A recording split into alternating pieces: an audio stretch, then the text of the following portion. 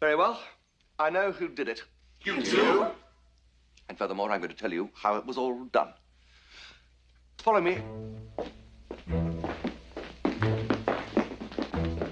In order to help you understand what happened, I shall need to take you through the events of the evening step by step. At the start of the evening, Yvette was here by herself, waiting to offer you all a glass of champagne. I was in the hall. I know because I was there. Then I hurried across to the kitchen. And the cook was in here, alive, sharpening knives, preparing for dinner. And then... the doorbell rang.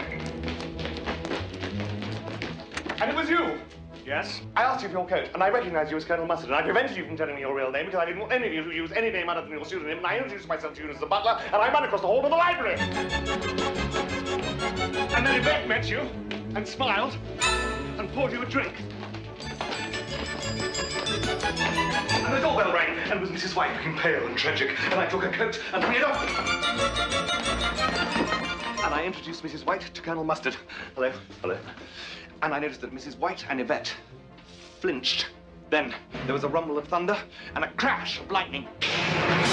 And to make a long story short... Too late! One by one, you all arrived. And then the gong was struck by the cook.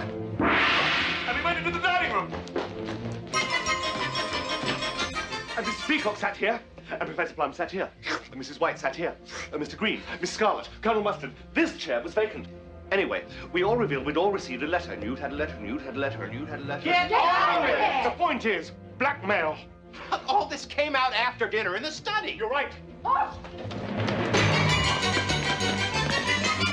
Mr. Green stood here, and Mr. Peacock here, and Miss Scarlet here, and Professor Plum here, and Colonel Mustard, and Mrs. White. I'm getting there, I'm getting there.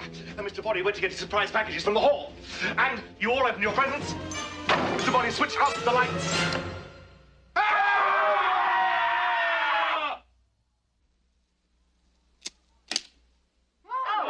Oh, grand. Mr. Body lay on the floor, apparently dead. But remember what happened next. Mrs. Peacock took a drink.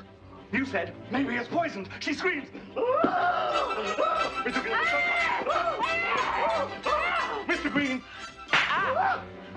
Well, I had to stop her screaming. Then more screaming. Yvette, the billiard room. We all rushed up. But one of us wasn't here. No. No? No. Maybe one of us was murdering the cook. Who wasn't here with us? Do you know? I do. While we stood here, trying to stop Yvette from panicking, one of us could have stayed in the study, picked up the dagger, run down the hall, and stabbed the cook.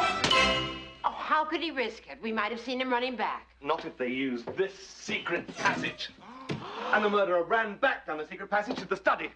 That's where it comes out? Yes, look! What? How did you know? This house belongs to a friend of mine I've known all along. So you could be the murderer. Don't be ridiculous. If I was the murderer, why would I reveal to you how I did it?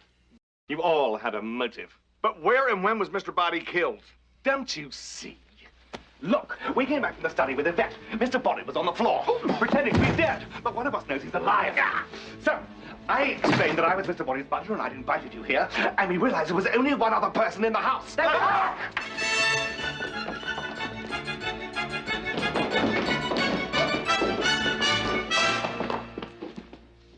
Well, where is he?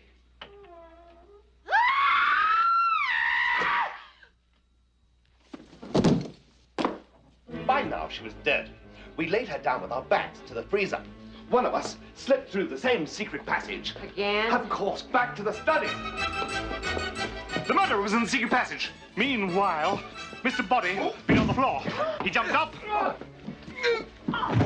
The murderer came out of the secret panel, picked up the candlestick. Mr. Body followed us out of the study into the hall looking for an escape. The murderer crept up behind him and killed him. Will you stop that? No. Then he threw him into the toilet. And nonchalantly rejoined us beside the cook's body in the kitchen. It took less than half a minute. So who wasn't there the entire time in the kitchen? Whoever it was is the murderer.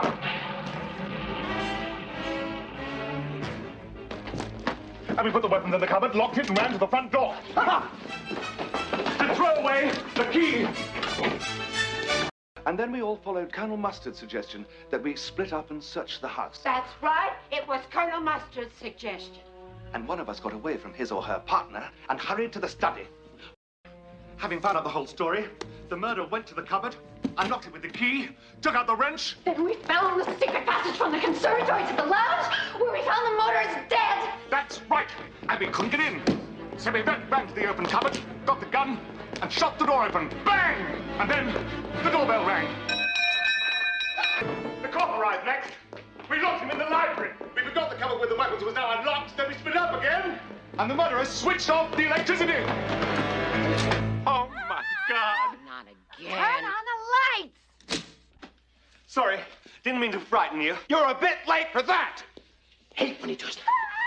Then there were 3 more murders. So which of us killed them?